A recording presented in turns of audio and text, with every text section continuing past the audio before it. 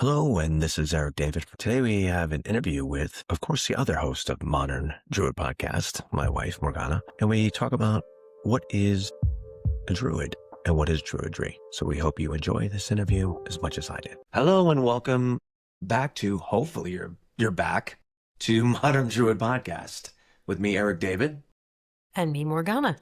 So we started this podcast as kind of been something that we always wanted to do and do some meditation work on there and get some information on Druidry and also to support mostly your story. You're there as much as I am. I know, but I don't like claiming as well. But I think a lot of people, like, they see the name Druid in the store's name and probably a lot of people just don't understand, what that is. What a Druid is, and then you could look it up on the internet and always you can get a million, I don't say a million different explanations, but some crazy ones, and then some that are pretty accurate actually. But I think I wanted to go right to the source. I heard from a modern Druid.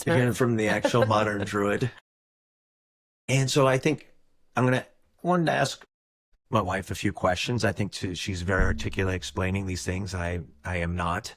And I am not as fluent in that subject. So I'm going to ask you some basic questions that I feel like a lot of the audience would like to hear. But first... Okay, I'm up for it. Are you up for it? Okay. I'm up for it, yes. Well, in the hot seat. I guess we could say, how did you come to this? How did you come to becoming a Druid or Druidry in the practice of it? The philosophy, I guess. I'll sort of talk generally first. I think there are many ways to come on the path. Personally, I couldn't tell you, what that inflection point was. I couldn't tell you, back in 1988, all of a sudden I woke up and thought, I want to be a Druid. It really didn't sort of come about that way. In answering the question for me personally, I have to say, I don't feel like I ever wasn't, a Druid, which is not to say that there isn't training and learning and everything else that goes into it. Right. But it is very much a way of thinking about the world. And as children, we truly think about the world as Druids would have, right? Which is to be very much engaged with nature, very much appreciating the natural world around us, and not seeing separation between us as humans, and the natural world. So, I'm sure I will have several Druids take me to task for that and say that doesn't make you a Druid just because you're a nature lover, and that's fair. That's truthful and fair. To be a Druid is to really sort of take up the cause, if you will, of living a harmonious life with nature, with actually having some reverence for nature, which is different than just sort of appreciating it, to the point where, you will work in community and you will work for just causes to be able to, preserve, support, and care for the natural world around you and all of the things in it. So to answer the question, when did I become a Druid? I've always felt that way. I've always sort of leaned that way for sure, if that's the way to put it. I have had formal trainings over the course of my many years. I trained formally with the Order of Bards, Ovates and Druids out of England. Even though I was raised in Ireland, I've been in the United States for, at least 3 decades. I was not drawn to the American Druidry order. It felt important to me that if I was going to undertake a deliberate course of study, that it would be, in the Celtic Isles, I'll call them. And there is an Irish Druidry school, but that didn't really align with this sort of the teachings that I was interested in learning about. I liked OBOD, the Order of Bards, Ovates and Druids, which folks can find at druidry.com. I liked it because of its robustness. There's a very specific curriculum that unfolds. It very much is sort of a mystery school where one lesson builds upon the other. There's a lot of very deep work that has gone into preparing that curriculum and creating the grades. You start at the Bardic grade, you graduate from the Bardic grade, and if you so choose, you can go into the Ovate grade, which then is focused on, divination, herbology, plant analyze, that kind of thing. And then last but not least, if you are so called, you can enter the Druid grade. And that is a really intense level indeed. And you don't have to do this all through OBOD. As I say, there's an American school of Druidry. There's also an Irish school of Druidry. I've done work with the Irish Pagan School. So I would say, my sort of Ovate grade type work has been done somewhat there with shout out to Laura O'Brien at the Irish Pagan School, who now has omeacademy.com, as well as the Morgan Academy.com. So she's really doing incredibly powerful work there. She is an Irish Druid. And so, under the Ohm Academy, you can learn about Ohm, which is divination. And so that sits, really nicely with the sort of the Ovate grade. And then I've done, numerous herbology courses, aromatherapy courses, sound therapy courses, all kinds of things. So it really sort of fleshes out, if you will, that body of knowledge that then sort of, allows me to proclaim on an awning in front of a store, Modern Druid, and refer to myself as Morgana Modern Druid. Yes. When it comes to Druidry, the philosophical, and I don't want to say, I guess you'd say spiritual part, and there's a big spiritual part, obviously, in it. What would you, okay, I know there's going to be a lot of questions of like Celtic origin. Can anybody like become part of this, not from a specific area? Are you called to it? Because from what I've read, historically, Druidry, or the Druids was all throughout certain parts of Europe, and also not just the British Isles. Is that correct? I think you're kind of conflating two issues, right? So one is, where did the Celtic tribes come from? Right. So this leans into, what are Druids? Where did Druidry come from? And really the Druids were sort of the learned class of the Celtic tribes, right? Okay. So they were the ones that became, the doctors, the lawyers, the peacemakers, the strategists, etc. Right? And so when we think about, and when we read about, the Druids studied for 18 to 20 years, and we're kind of in awe of that. And we think, wow, that's, a huge education. And yet that's what our modern education is, right? We go to school till we're like 18, we graduate high school, whatever. But in those days, to go to a school, to actually spend your time, gathering knowledge and learning about things was a very elitist act to do, right? I mean, often you had to attend the fields and fight the wars and those sorts of things back in those days. So when were those days? 3,000 years ago, 4,000 years ago. We don't know a whole lot about Druidry, right? Not in the ways that we know about, some of our other peoples. We know a lot about the Celts. The Druids themselves, though, seem to have been, a little bit of a mystery. What we know about the Druids of old, probably from, 2,000 years, 2,500 years ago, really come from the Romans and the Greeks. I like to say they did a really, big smear campaign on the Druids. Especially when they came Christians. Well, you can't trust those observations necessarily, because after all, it was the Romans that ultimately wiped out the Druids, right? There's a real need to control peoples that have a higher level of knowledge and ability. Right. And so, the Romans had set themselves up as really being the civilized ones, and the Greeks as sort of being the philosophers, etc. And so it just did not do at all to have Druids running around that, in fact, were equivalent or better than. Right? Yes, because I know some of them were advisors even to high political and Roman officials for a time. But then I think, even especially the emergence of Christianity, that really took a toll on that also. And a lot of the power they were getting, in a good way, the Druids were. I don't want to say in like a Templar way. I would say that it seems like that's what kind of happened. And, they... Well, I mean, what we understand from history, right? What we can kind of trace back is that, yes, indeed, some of the Druids from the British Isles and, the Irish Isles, we'll call them, what's now Ireland, right? These are political structures. But what we do know, and just sort of taking a step back, what we do know is that the Celts, came from sort of, upper mainland Europe, right? So that means, northern Germany, northern France, etc., and kind of, swept through into what is now the United Kingdom and Ireland.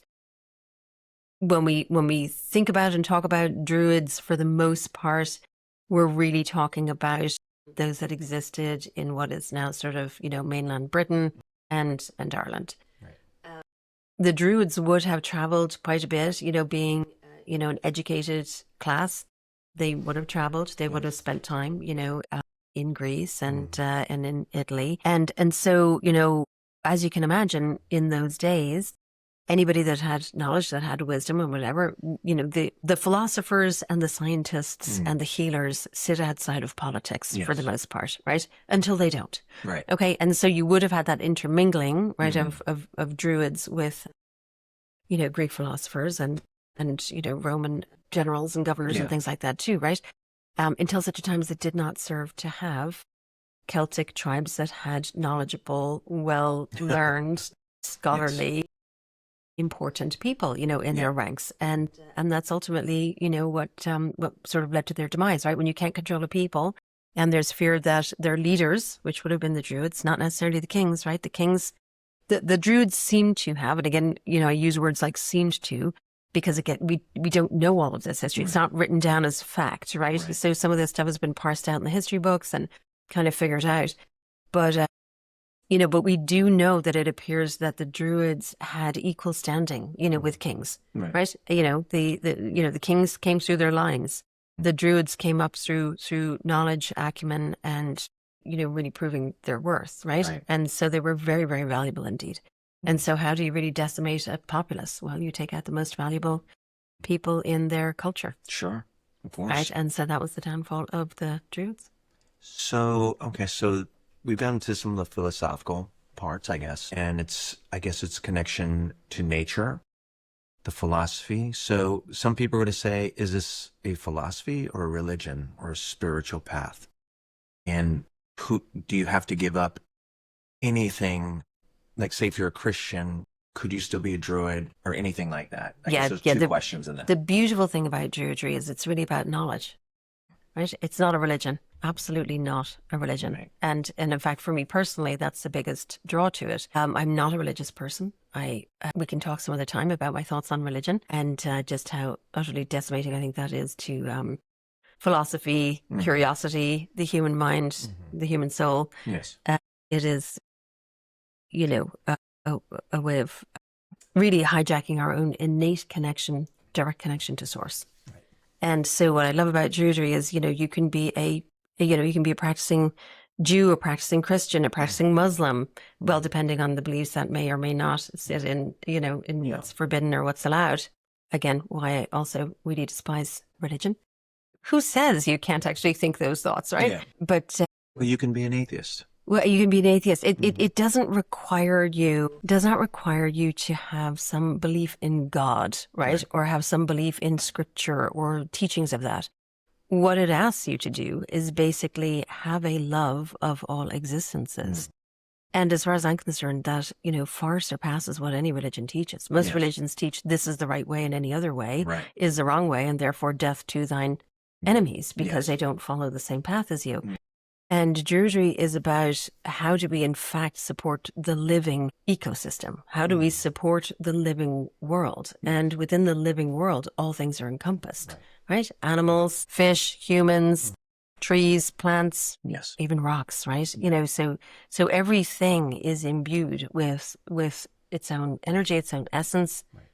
Most things are their own sentient beings, and how do we actually respect and not only respect and also appreciate that, right? And appreciate our place, within the world. So, in Druidry, there is a Druid, quote, prayer, unquote, and the term prayer there is really just used, as a way to denote how it's written, right? It's sort of written like a prayer, which is why it's referred to that way. But that prayer is really about sort of the love of knowledge, the love of all existence, the love of justice, right? The love of knowledge. Right. Okay, so these are very specific things, but also all-encompassing. Right. None of them say you must love the God that I say is the right God. Right. None of it says, you must, hate those that don't believe the things that you believe in, etc. It is very much a loving philosophy. And it is a philosophy designed to not only accept our circumstance, we are alive in the world, we are physical and material in this physical and material world, but how do you actually function within that? If you function within that with love and respect and care and honor, then you're living a pretty decent life. Yeah. So I don't want to give things away, but there are times within the Druid practice that there are a calling of elements. There's sometimes calling of God or goddesses if you choose so, right? So it doesn't really, I guess, deny use of that. it's kind of a choice, correct? So what you're touching on there is mythology, really, right? And so what Druidry is sort of saying is honor what you want to honor, right? At the core of it is honor everything that is natural and alive in the world. Right. But when you introduce deities and things, sure, if you have a practice of, following, the Greek pantheon or the Celtic pantheon or, whatever pantheon. And by the way, you touched on something earlier that sounded a little bit like, if you're not Celtic, can you follow a Druid path? Right. So you're sort of raising aspects of cultural appropriation there. Right. Druidry does not say, oh, and by the way, you also have to be, Celtic in some sort of, Celtic origin in order to do this. I did my ancestry in 23andMe, and I am 2% British on it, so I will claim Druidry. I love that, but and I'm German though. But anybody can be a Druid. Yeah, it's so really it comes down to you deciding I would like to follow the path of Druidry. And when you follow the path of Druidry, there are certain things that you do every day. Right. By asking, like, you call in the elements and you call on deities and whatever else. The most important part there is the calling in of the elements, right? And the acknowledging of the directions, right? Because what are you doing there? You're literally anchoring yourself into the natural world. We honor the wheel of the year. What does that mean? It means that we view the year as a circle, not a linear path, marching from January 1st until, December 31st in a linear pattern. It really is a cycle of the seasons, right? We go through spring, summer, autumn, winter. And then within those, we have our main quarter days and then our cross quarter days. So the quarter days would be the solstices, summer and winter, and the equinoxes, spring and autumn. Right. And then the cross quarter days are these lovely celebrations that tend to happen at the 6-week intervals between those quarter days, right? So for example, we have Imbolc February 1st, right? So that sits between the winter solstice, which is typically December 21st, 22nd, and the spring equinox, which is typically sort of March, 20th, 21st, 22nd, depending on the year, depending on, how we're tracking these things. Between, the spring equinox and the summer solstice, which is, late June 20th, 21st, 22nd, in and around there, depending on the year. We have Beltane, which is May 1st. And then we have Lunasa, which is August 1st, which sits between the summer solstice and the autumnal equinox. And the autumnal equinox is usually September 20th, 21st, 22nd, Sure. and around there. And of course, we have Samhain, at the end of October. We love Samhain. Yes. A favorite of ours. And then, then we have, the winter solstice again. So acknowledging these sort of key dates, acknowledging these key transitions, right? And understanding that this repeats over and over each year turns it into a wheel. It's a circle. We're on that circle. So every year, we do a full turning of that circle, same way as we take a, full trip around the sun. Right. And the same thing as life and death. Absolutely. Yes. It's cycles. And so, if you subscribe to the path of Druidry, you most likely also believe in reincarnation. Certainly the Druids did. And reincarnation, literally has, birth, death, birth again, right? So again, it's that cyclical piece. And then within our own lives, we have those seasons too. Our spring is our youth, right? Our summer is our maturity. Our autumn is our, elder years, and our winter is our decline ultimately into our physical deaths. So it's a really beautiful way of honoring time. Yes. Right? Without it being linear, without it being Gregorian, without it being, prescribed by, dates on a calendar. We in fact feel it. We feel into it. We feel into those days that grow longer after the winter solstice. In fact, we very much look forward to that, right? When we're celebrating something like Beltane, when we're celebrating spring, we're rekindling those fires. What are we actually going to sort of be producing, right? The summer months, the spring and summer months are very much about, planting and growing and then reaping and harvesting, comes into play in the autumn. So what have you done with your time?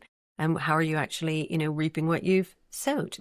And then through winter, there is supposed to be a time for us to actually reflect, to be able to integrate what we have been doing, for the year. In our modern life, it's go, go, go, go, go, go, right? And so being able to acknowledge these times, being able to really feel into the ways in which our natural world cycles through the wheel of the year allows us to stay connected to that, right? It, in fact, very much allows us to indulge ourselves in our humanity, in our compassion, in our deep love of things, in a way that modern life precludes us from doing. In fact, it's really pathological. It's really psychotic, Yes. in fact, our modern life, right? Because we're not designed that way. No animal and no plant is designed to just go, go, go, go, go, right? That's why we have maturation cycles.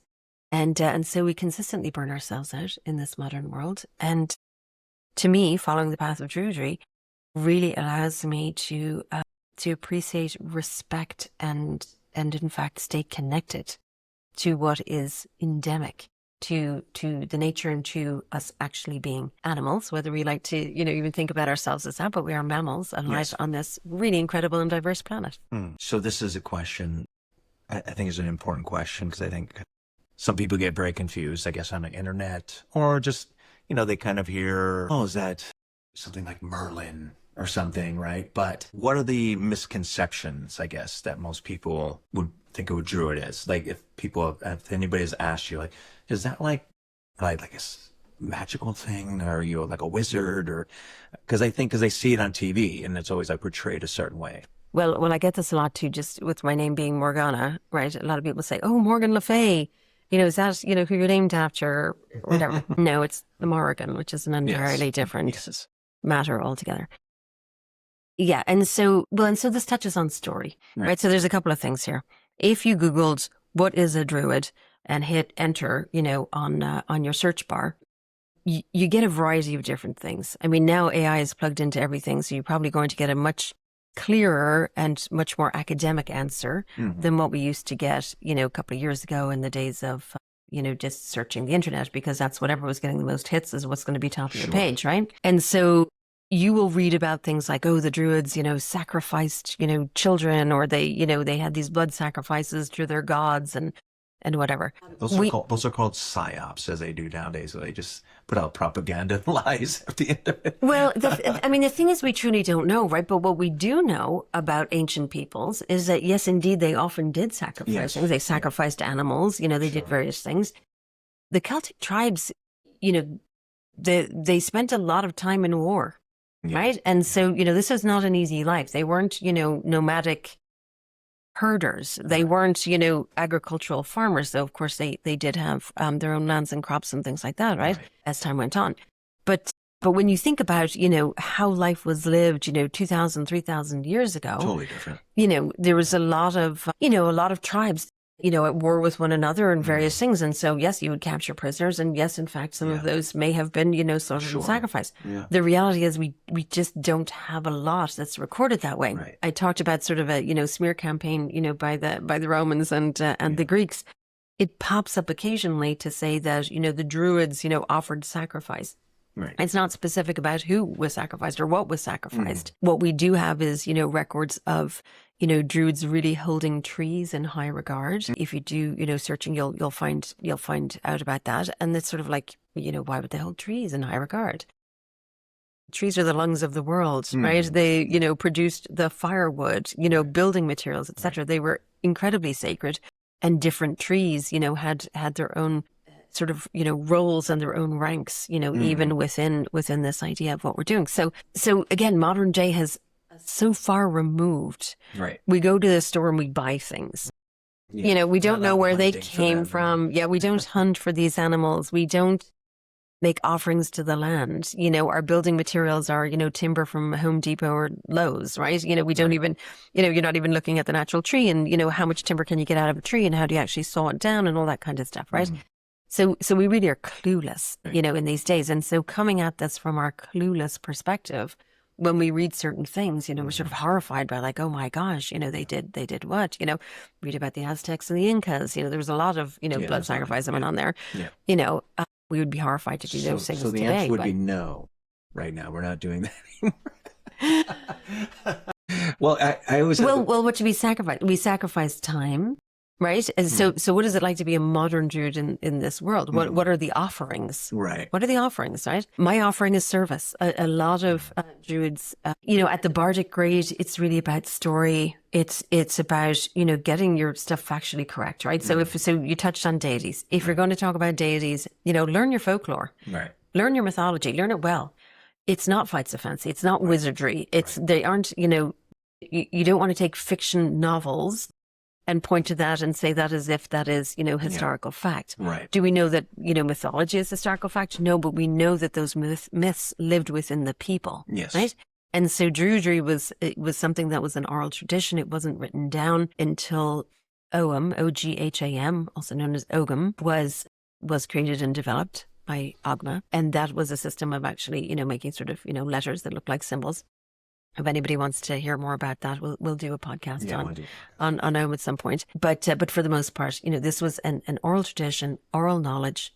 It was kept, with the Druids. They were the ones that learned all of these practices. They learned off these tales and these myths.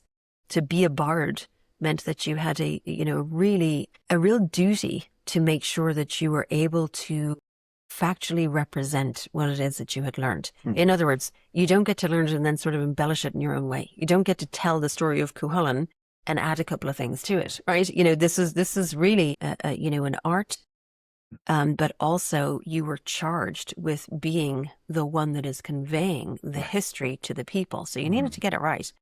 The bards also, were great musicians. Nothing like music to really, help stir those feelings and create resonance in that, And then the Ovates, those were the healers, right? You needed to understand about plant medicine and plant allies, etc.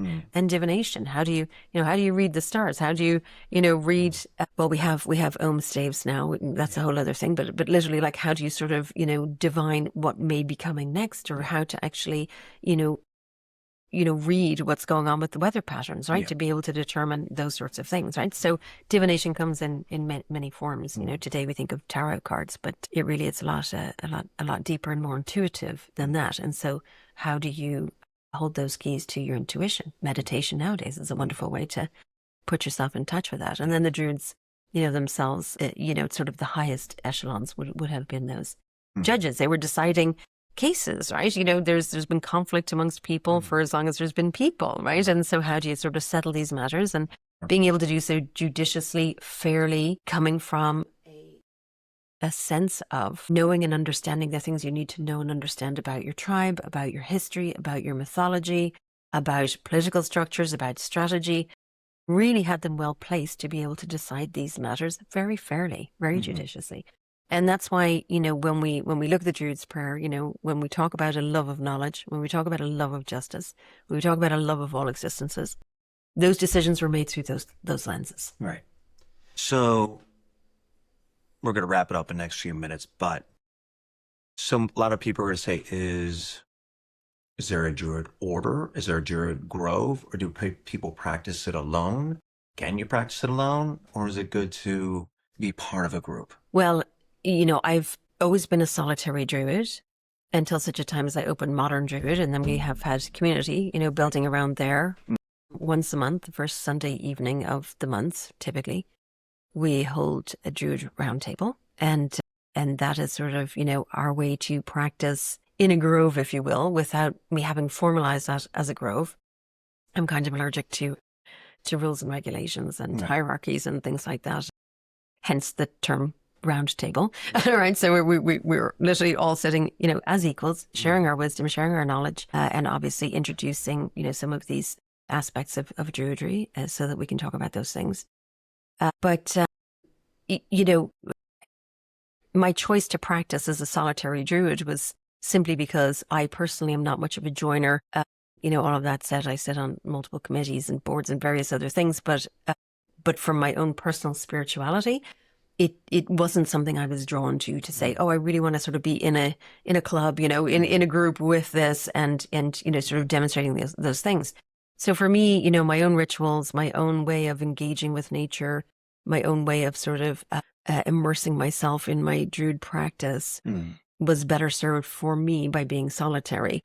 That said, there are plenty of groves in America, in England, in Ireland, etc., that you can join, thanks to our modern world. You can join those virtually. You can join a group. Yeah, like this. you can. Yeah, you can literally, look, you can zoom into Druid Roundtable, the first Sunday of every month, or come in person to Modern Druid. But obviously, people are from various places. So it's wonderful that we have these ways of actually having sort of virtual, grows as well. But I would say, for anybody starting out on the Druid path,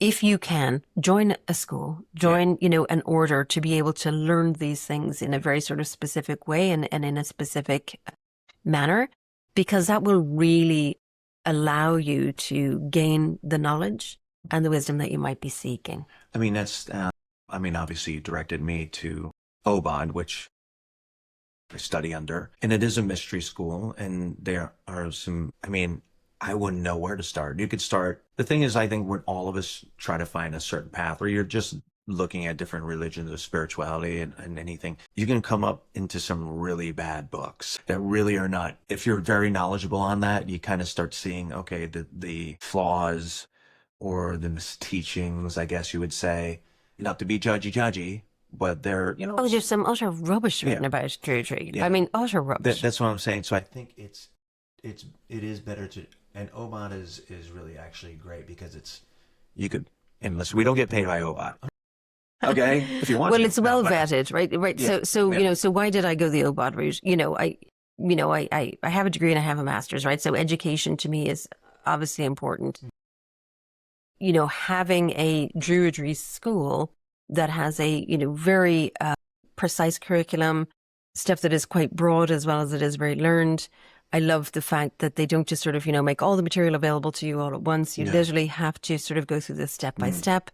The reason being so that you literally can work your way through that material. Yes. You can't get to, Gorcy 26, by just opening Gorcy 26 and know what they're talking about, right? So it's a very sort of structured learning.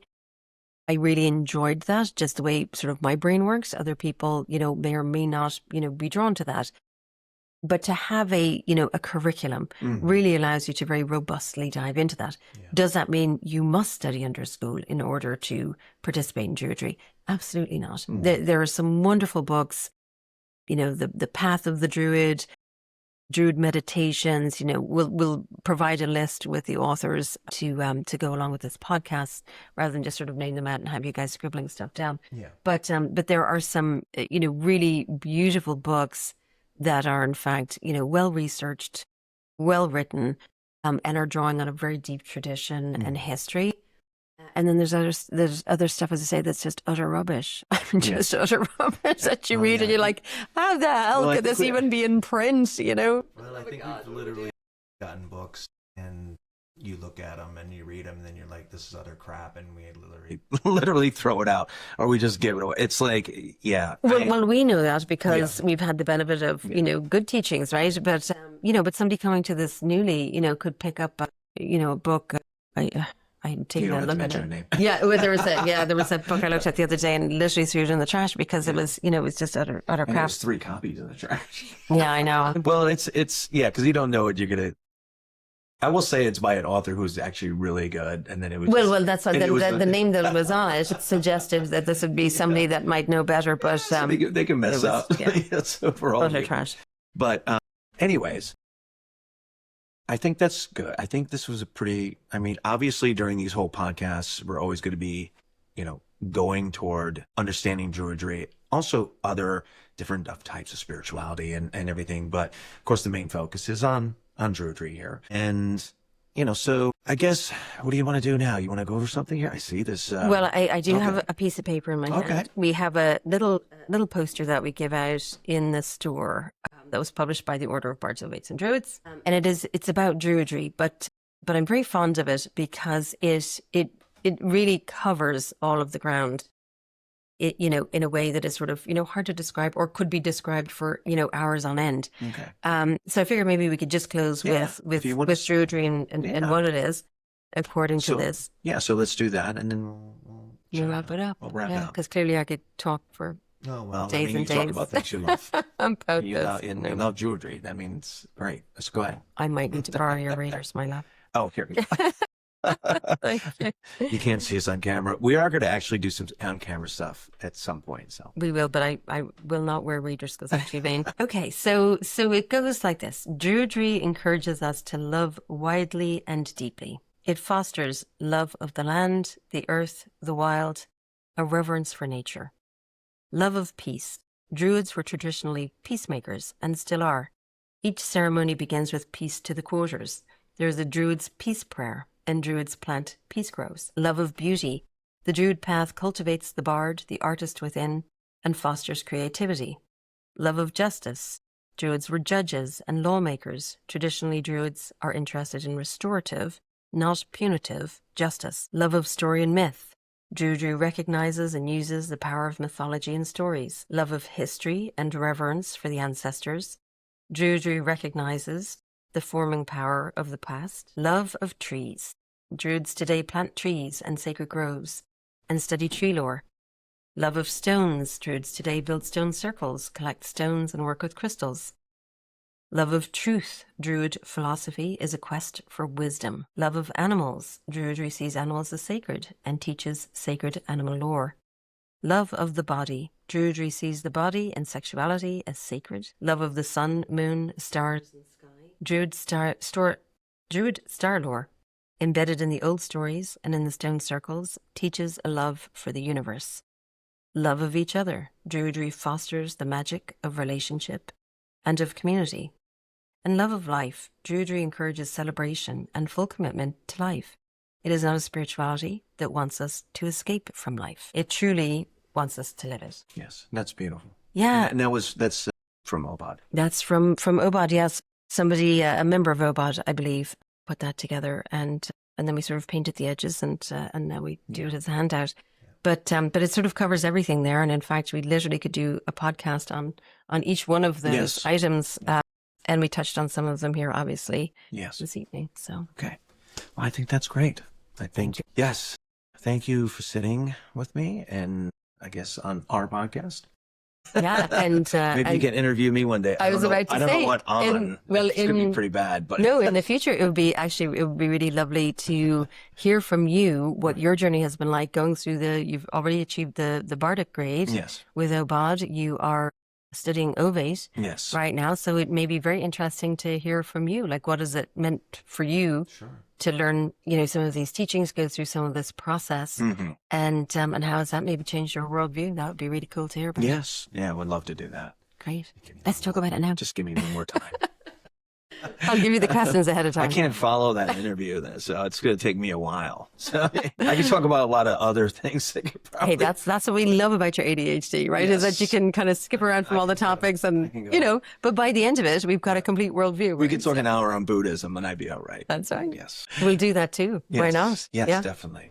Well, thank you again. And I hope everybody enjoyed that. And again, if you ever want to come by Modern Druid and for the Druid Roundtable, just see what it's about, or you can even come in through, what are we doing? Online too, right? Yeah. We have a Zoom link that we post out for Druid Roundtable. Actually, I had been sort of holding that one close to my chest and making people RSVP before I would send them the link, because it's a specific, non-changing link. And then I realized, I can actually do original links or unique links for each one. So that's what I'm going to be doing now and just posting it. So you can find us on Instagram at Modern Druid Nyack. So that's MODERN DRUID NYACK. And we always post out when that's coming up and all the other events and things that we have going on at the store. You can find us on Facebook at Modern Druid.